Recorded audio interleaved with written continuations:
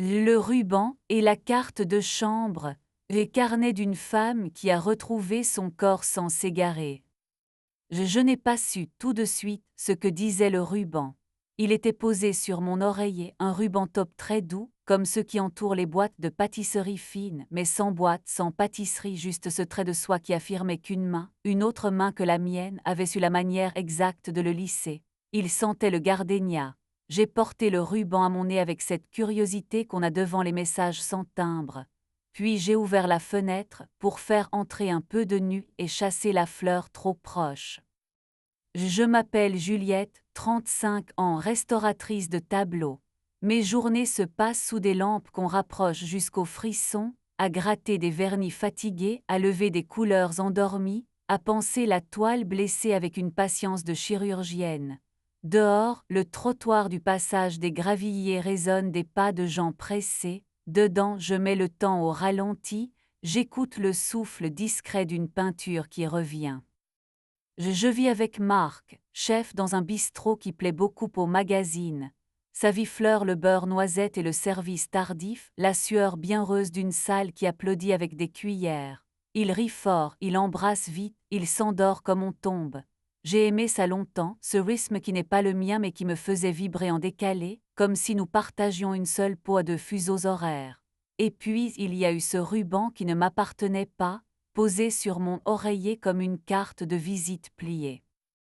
Le lendemain, en changeant les draps, geste humble et soluble, j'ai trouvé sous la taie une carte magnétique d'hôtel. Pas de nom imprimé, juste un numéro au feutre 412. La bande noire avait été rayée comme par distraction. J'ai lu la carte comme on lit un aveu écrit à l'ardoise, effaçable, mais là, je n'ai pas fouillé le téléphone de Marc. Je connais la violence froide des écrans, ils transforment le doute en pixels, et on finit par y laisser ses doigts. J'ai glissé la carte dans la poche de mon Jean, comme on glisse un pansement. J'ai travaillé, j'ai coupé du papier japon, j'ai refixé un lac craquelé, j'ai déposé des gouttes de vernis comme des perles, mon atelier est mon alibi pour ne pas hurler.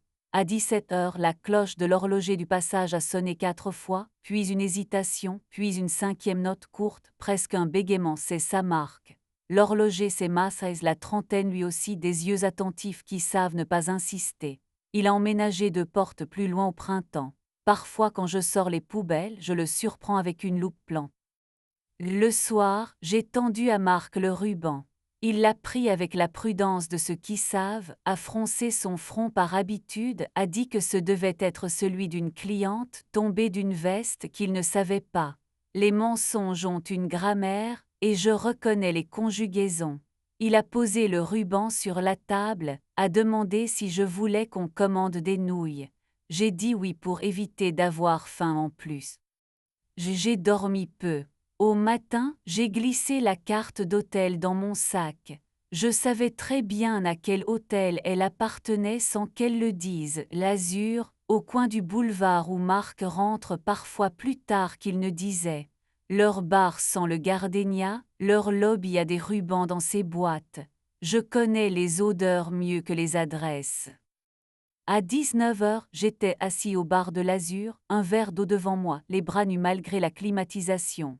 J'avais mis une robe qui sait faire semblant d'être sage, mais je n'avais pas mis de rouge à lèvres, j'avais besoin de ma bouche intacte. Le barman a posé des amandes et un sourire poli. Je n'ai rien précisé, j'ai laissé la place parler pour moi. Peu après, une femme est entrée, cheveux roulés en chignon, robe verte qui se souvient des jardins. Elle est allée droit vers l'ascenseur, a glissé une carte 412, j'ai deviné. Je ne suis pas montée. Je suis restée là, avec mon eau, mes amandes, ma peau, et l'idée très claire que je ne voulais pas me regarder mourir dans un miroir de couloir. L'horloge au mur indiquait 19h48 quand j'ai quitté le bar. Il pleuvait dehors, une pluie verticale qui aplatit les gestes. J'ai marché sans capuche, j'ai laissé l'eau nettoyer ce qu'elle pouvait. En passant devant la vitrine de Masre, j'ai vu sa silhouette penchée, sa lampe restée allumée. J'ai poussé la porte parce que les lampes, c'est ce qui sauve.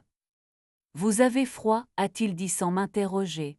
Il m'a tendu une serviette propre qui sentait l'atelier, l'alcool isopropylique et la pâte à polir. Je me suis assise sur le tabouret face au comptoir. Nous n'avons pas parlé d'hôtel. Il a sorti une montre ancienne, m'a montré le balancier qui hésitait comme une main à la première danse.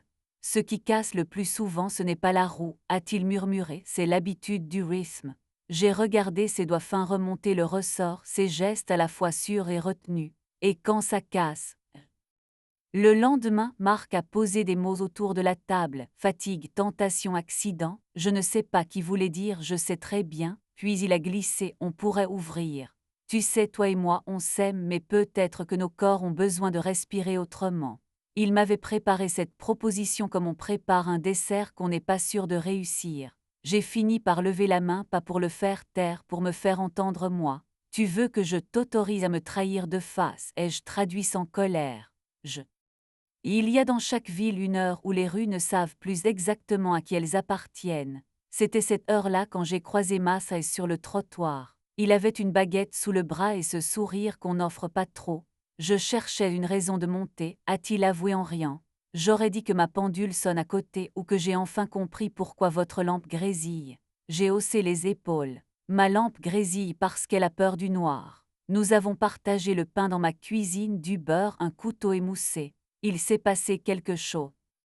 Je ne voulais pas me fabriquer un alibi humain. Je ne voulais pas être le miroir qui rend à Marc le cliché dont il avait besoin. J'ai dit à Maasai que j'étais face à un homme que j'avais aimé et qui cherchait une sortie de secours en me demandant de tenir la porte. Il a hoché, il a posé sa main près de la mienne sur la table. Je ne suis pas une sortie de secours, a-t-il répondu doucement. Je peux être une chaise, tu t'assois, tu respires. Quand tu voudras te lever, tu te lèveras. Sa phrase m'a donné une envie stupide et urgente. Le thé a refroidi, la nuit nous a entourés, et je me suis mise à parler comme on enlève un vernis trop épais. J'ai dit l'odeur de gardénia, la carte 412, la proposition d'ouvrir une fenêtre que je n'avais pas demandée.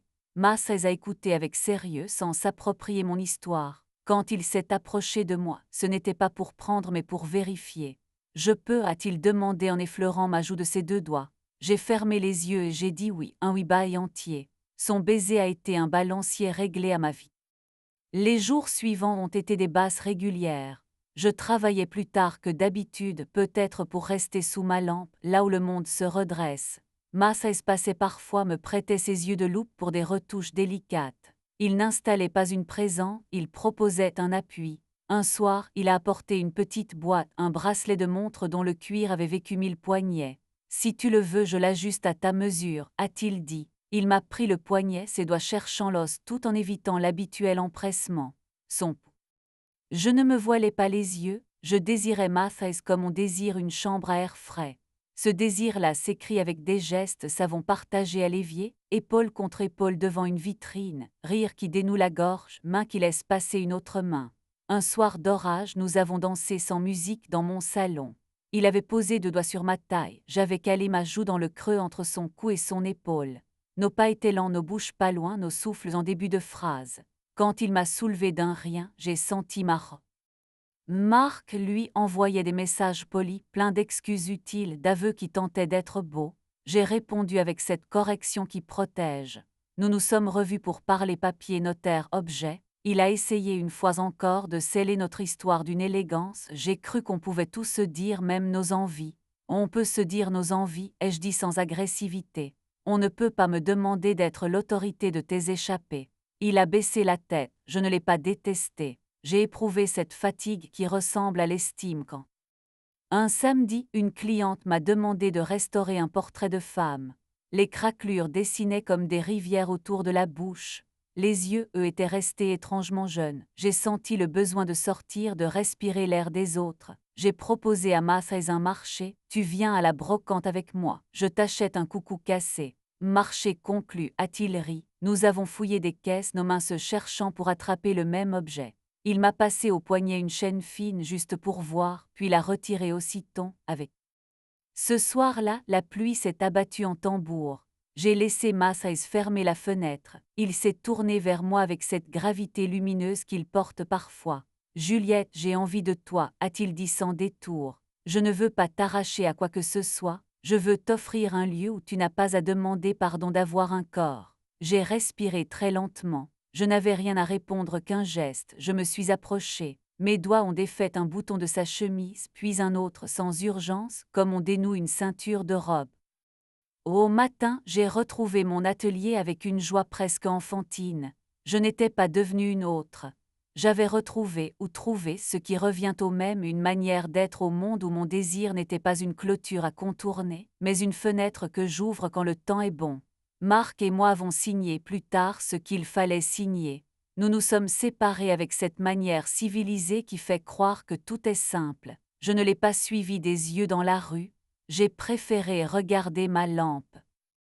Des semaines ont passé. Je suis devenue experte pour repérer le gardénia au détour d'un rôle et lui rire au nez. Massez et moi avons nos rituels, un café qui refroidit en parlant trop, une montre trouvée au fond d'un tiroir et remise à l'heure, un baiser volé à la minuterie d'un four qui sonne.